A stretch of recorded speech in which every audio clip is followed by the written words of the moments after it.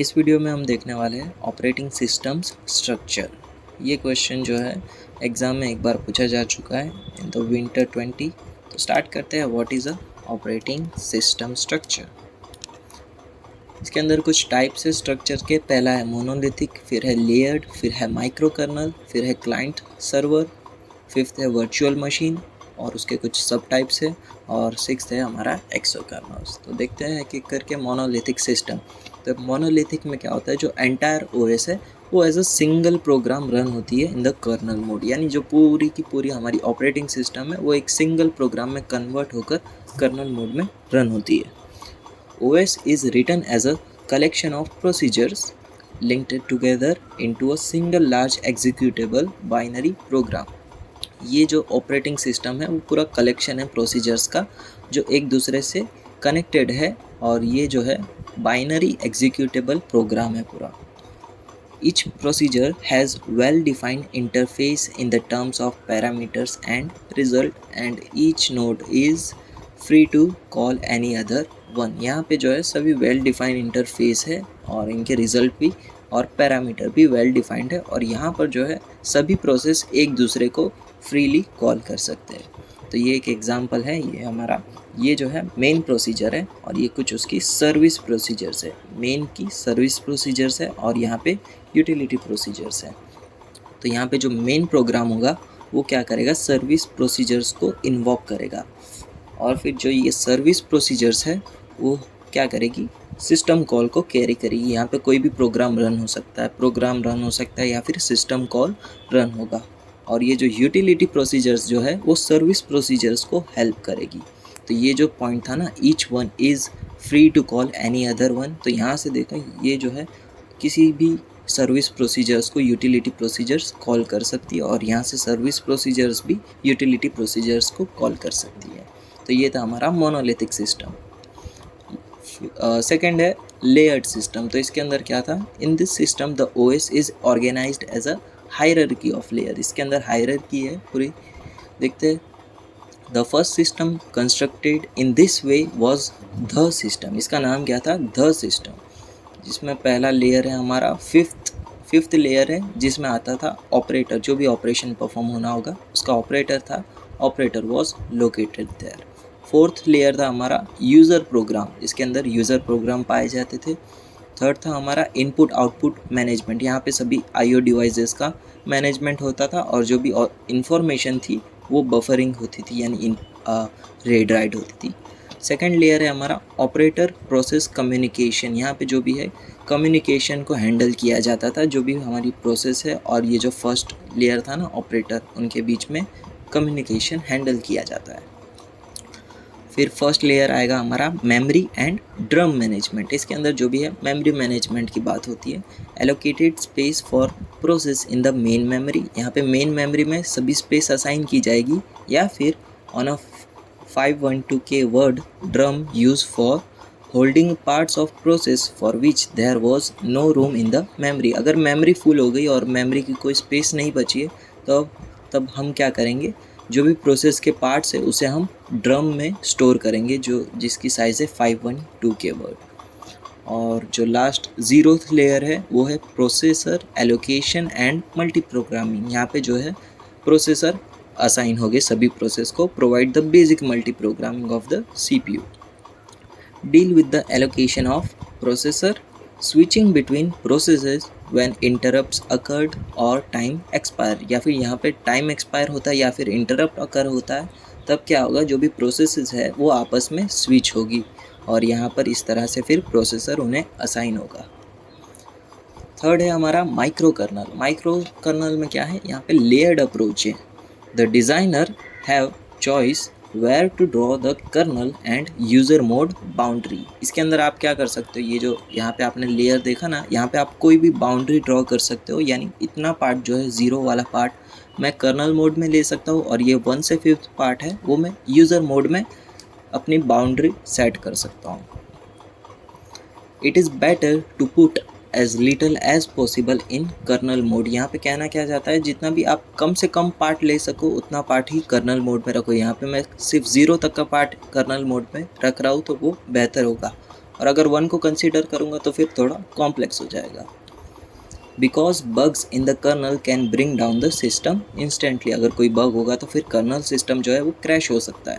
The micro kernel design provides high reliability by splitting the OS into small well defined modules. यहाँ पे जो हम क्या कर रहे हैं, अभी पीछे जो यहाँ पे हमने स्प्लिट किया ना इतना पार्ट, तो ये स्प्लिटिंग की वजह से हमें हाई रिलायबिलिटी प्रोवाइड करता है micro colonel.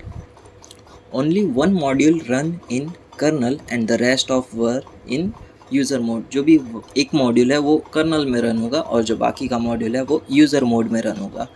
As each device driver runs as a user process a bug in audio driver. ठीक है, ये एक एग्जाम्पल है जहाँ पर ड्राइवर्स की बात हो रही है, जो भी हमारे सिस्टम के ड्राइवर्स होते हैं उनकी बात हो रही है, जहाँ पे एक ऑडियो ड्राइवर है will cause the sound to be stop but not crash the computer। ठीक है, स्टार्टिंग में हमने एक वो सिस्टम कॉल का कुछ स्विचिंग का एक पार्ट देखा था ना, फर्स्ट या सेकंड या थर्ड वीडियो में, जहाँ पे स्विचिंग हो रहा था और जो हमारा ऑडियो जो है वो प्ले होकर ऑपरेटिंग सिस्टम से स्पीकर की परमिशन ले रहा था। सेम वही बात है यहाँ पर।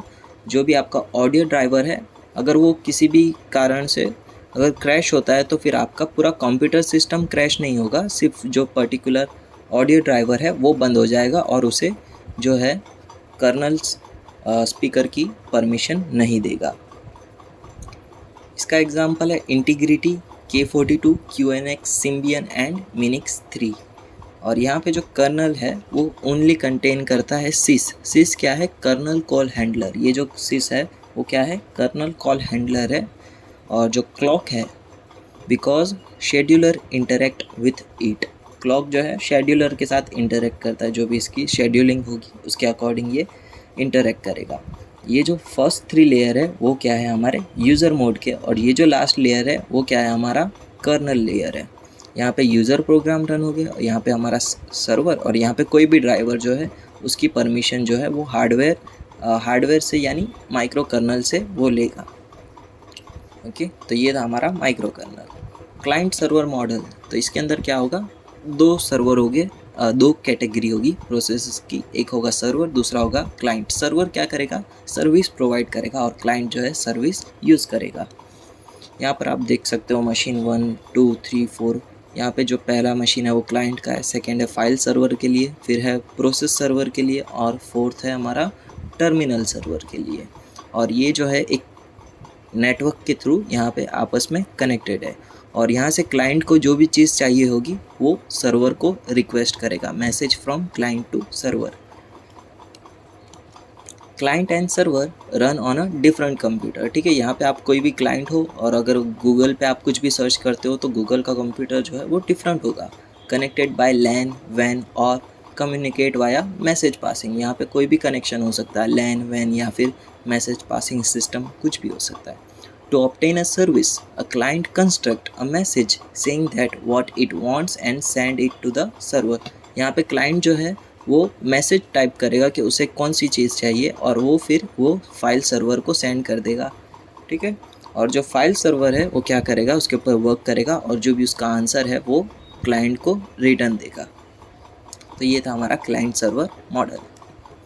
फिर है वर्चुअल मशीन। वर्चुअल मशीन क्या है? एक वर्चुअल एनवायरनमेंट है that function as a virtual computer system with its own CPU, memory, network interface, storage and created on a physical hardware system. तो यहाँ पे जो वर्चुअल मशीन है वो एक वर्चुअल एनवायरनमेंट पर बनाई जाती है। ठीक है, ये एक आपने देखा होगा,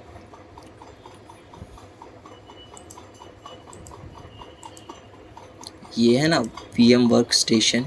ये क्या है? एक वर्चुअल एनवायरनमेंट प्रोवाइडर है, जिस एक प्लेटफॉर्म है जो वर्चुअल एनवायरनमेंट प्रोवाइड करता है। इसके ऊपर आप कोई भी यहाँ पे मशीन बना सकते हो। जो मशीन जो है वो क्या होगी? इसके ऊपर बनी हुई मशीन वो होगी वर्चुअल मशीन। जैसे कि यहाँ पे आप देख सकते हो उबंटू, यहाँ पे विंडोज़ 10 है, प्रो है, विंडोज़ 10 प्रो है, फिर विंडोज़ 10 एंटरप्राइज है, उबंटू है। ये सब क्या है? ये सब वर्चुअल मशीन है। ये किसके ऊपर बनी गई है? ये बेस ऑपरेटिंग सिस्टम कौन सी है? विंडोज़ है ना, इसके ऊपर विंडोज़ 10, उबंटू, ये सब ऑपरेटिंग सिस्टम जो है वो मैं वर्चुअली चला सकता हूँ। इसे कहते हैं हम virtual machines. The initial release of the OS 360 were strictly for batch system. जो OS 360 था वो स्ट्रिक्टली बैच सिस्टम के लिए बनाया गया था, but many user wanted to be able to work interactively at a terminal, so OS designer decided to write a time sharing system for it. तो यहाँ पे किसी प्रॉब्लम के चलते OS डिज़ाइनर ने टाइम शेयरिंग सिस्टम लिखना start किया। तो वो क्या था, हमारा वर्चुअल मशीन। और वर्चुअल मशीन्स के कुछ टाइप्स थे।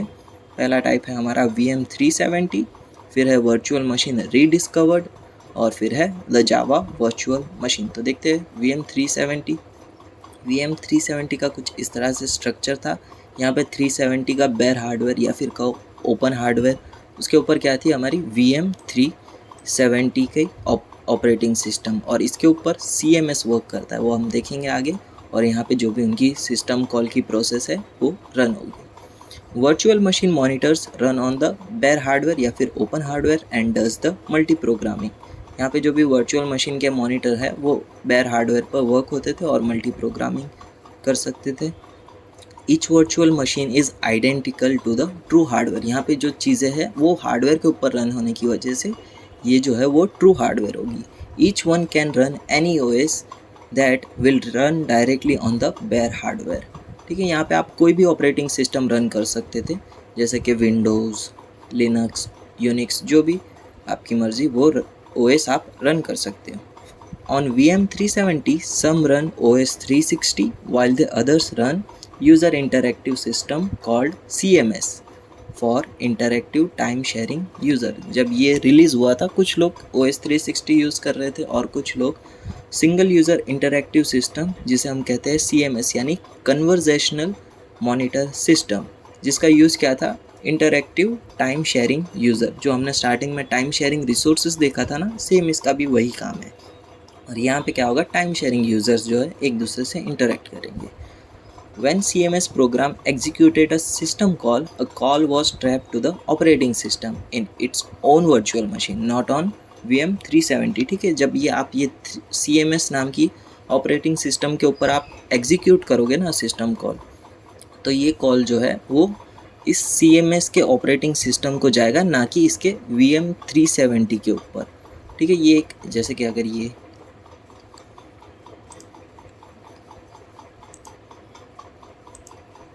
अगर मैं यहाँ पे उबंटू के ऊपर कोई सिस्टम कॉल रन करूँगा वो उबंटू के ऊपर जाएगा, ना कि ये विंडोज़ के ऊपर जाएगा। सेम वही बात है इसमें।